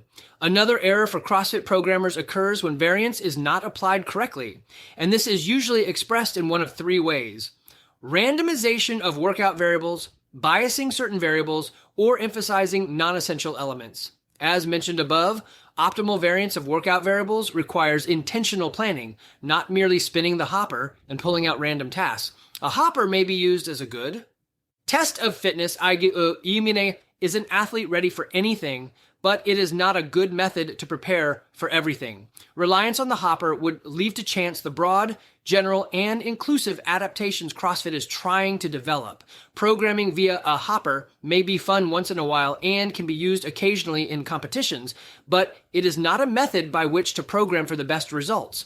Biasing occurs when certain elements or combinations are repeated too often, with some elements avoided completely. There is nothing inherently bad about biasing, as long as that is the intended goal. Biasing is a problem if the goal is to develop general physical preparedness.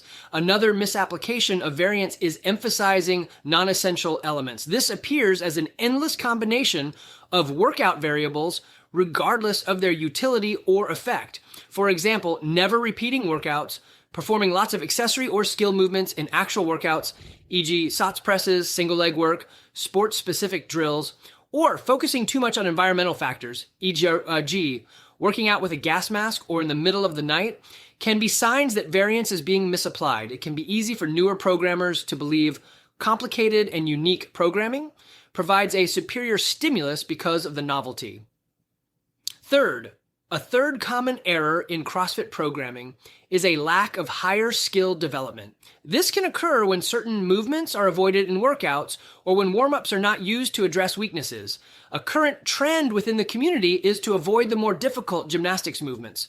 CrossFit athletes are willing to tackle the technical weightlifting movements such as the snatch and clean and jerk, but do not spend as much time developing the more technical counterparts in gymnastics such as levers, planches, presses to handstands, or pirouettes. Fourth, CrossFit programmers may be tempted to use excessive volume. This occurs with more than one training session a day, i.e. double days. In some cases, athletes may even attempt more than 2 sessions. This pitfall affects those trying to emulate the volume sometimes used by CrossFit Games athletes. Games athletes training is not representative of what CrossFit programming should look like. Multiple sessions a day are not appropriate for 99% of CrossFit athletes. Less than 1% of those who participate in the open go to the games. Even multiple workouts in one extended session should generally be avoided. Extra sessions and/or extra workouts may help performance in the short term, but often lead to overtraining, higher risk of injury, and burnout in the long term. Double days help Games athletes prepare for high volume competition and can help them get in more volume so they can advance certain skills relative to their competitors. Generally, however, there is actually a decrease in intensity across sessions. As Coach Glassman said, be impressed by intensity, not volume. If a client is looking to be competitive, very gradually and cautiously increase volume. For example, start with additional skill sessions, EOJ's double under practice, in areas in which the athlete is not as proficient, not multiple workouts. Look at CrossFit.com and assess what the athlete cannot complete, then add volume by way of working on these skills. The volume should gradually increase over the long term. Another trickle-down effect from the games is the assumption that the CrossFit standard for a movement is what is performed at the CrossFit Games. Standards in competition are set for ease of judging and do not necessarily represent the best expression of the movement. They are used to establish the minimum requirements for a repetition, and an athlete is held to those standards to ensure the range of motion is the same across all competitors. Take, for example, hand release push-ups. There is nothing better about them in terms of muscular development or mechanical advantage. They are used because they are easier to judge. A judge can easily ensure the chest and thighs make contact with the ground on every single repetition. Standards in competition should not prevent an athlete from using, or a trainer from teaching, many different movement mechanics to develop a broad athletic capacity. There are different adaptations to all movements, and variations at the very least improve the overall coordination of an athlete who can accomplish a single task in multiple ways. CrossFit encourages athletes to learn all possible techniques and not a single standard, e.g. strict, chest to bar, kipping, and butterfly kipping. Pull-ups. This is another phase of variance needed to develop the athletic capacity to accomplish tasks in multiple ways, and it is what will best prepare one for any test of fitness. Conclusion. Effective programming occurs by applying basic tenets when selecting workout elements and combinations. Optimizing long-term program design is best guided by observing results, i.e. objective and measurable change in performance markers, and applying focused weakness work or appropriate scaling. The elements of the daily workouts are but one factor that affects how well an individual optimizes his or her fitness. Other factors, such as effective coaching and using intensity, need to be assessed to determine how best to make meaningful changes for improved fitness. AR squat teaching setup, shoulder width stance, full extension at hips and knees. Execution, hips descend back and down. Lumbar curve maintained, knees in line with toes, hips descend lower than knees. Heels down, complete at full hip and knee extension. Seeing, primary points of performance. Lumbar curve maintained. Weight on heels. Move to a depth below parallel. Initiate with the hips moving back. Knees track in line with toes, correcting common faults, loss of lumbar curve. Inflection, weight in or shifting to the toes, not going low enough, initiating with knees, so weight is on the toes, knees caving inside the feet. Immature squat. Front squat. Teaching setup same as air squat. Plus hands just outside the shoulders, loose, fingertip grip on the bar, elbows high, upper arms parallel to the ground. Execution, same as air squat, plus maintain front rack position, bar moves over the middle of the foot, seeing primary points of performance, same as air squat, plus front rack position, maintained bar, stays close to the frontal plane, correcting common faults, same as air squat, plus improper rack position, bar not in contact with torso, elbows dropping during the squat, bar moves away from frontal plane, overhead, squat teaching setups, same as air squat, plus wide grip on the bar for a pass-through, shoulders push up into the bar, armpits face forward, execution same as air squat, plus maintain overhead position, bar moves over the middle of the foot, seeing primary points of performance, same as air squat, plus overhead position maintained, bar stays close to the frontal plane, correcting common faults, same as air squat, plus inactive overhead position, shoulders inactive, elbows bent, bar moves forward of the frontal plane, shoulder press teaching setup, hip width stance, full extension at hips and knees, elbows slightly in front of the bar, hands just outside the shoulders, full grip on the bar. Execution, chin moves back, bar moves over the middle of the foot, spine neutral and legs extended, heels down, shoulders push up into the bar, complete at full arm. Extension, seeing primary points of performance. Lumbar curve maintained, heels down. Bar stays close to the frontal plane. Move through the full range of motion. Demonstrate active shoulders, correcting common faults, overextending the spine with the ribs sticking out, bar arcs out around the face bar, finishes forward of the frontal plane, elbows are bent or shoulders are not active at finish, push, press teaching setup, same as shoulder press, execution, dip drive, press, bar rests on torso. Torso remains vertical as hips and knees flex in the dip. Hips and legs extend. Then arms, press, heels remain down until the hips and knees extend. Bar moves over the middle of the foot, complete at full hip, knee, and arm extension seeing. Primary points of performance, same as shoulder press, plus. Move the torso in a straight line. Extend the hips before the arms press. Create a fast turnaround from down to up, correcting common faults. Same as shoulder press plus forward inclination of the chest, muted hip, arms press before the hip extends, pausing at the bottom of the dip. Progression with PVC. 1 dip and hold, 2 dip drive, slow, 3 dip drive, fast 4, push press, push jerk. Teaching setup, same as shoulder press, execution, dip drive, press understand. Bar rests on torso. Torso remains vertical as hips and knees flex in the dip. Hips and knees extend rapidly, then arms press to drive under the bar. Heels stay down until the hips and knees extend. Bar moves over the middle of the foot. Receive the bar in a partial overhead squat, complete at full hip, knee, and arm extension.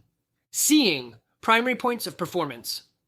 Same as shoulder press and push press, plus reach full hip extension in the drive, receive the bar with locked out arms, receive the bar in a sound partial squat, correcting common faults, same as shoulder press and push press plus, lack of full hip extension in the drive.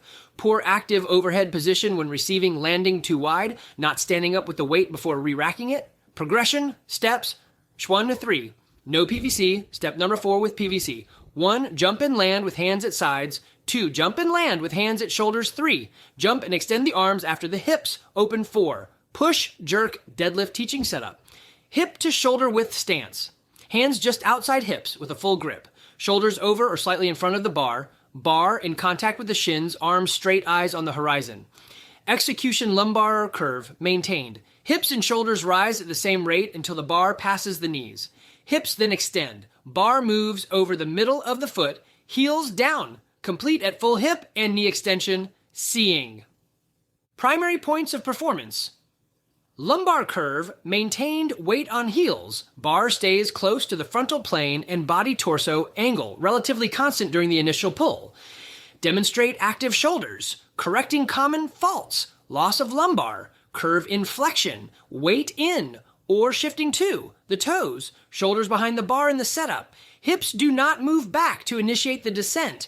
Bar loses contact with the legs, Hips rise without the chest. Shoulders rise without the hips. Sumo deadlift. High pull. Teaching setup. Slightly wider than shoulder width stance. Knees in line with toes. Hands inside the legs with a full grip. Shoulders over or slightly in front of the bar. Bar in contact with the shins, arms, straight eyes on the horizon.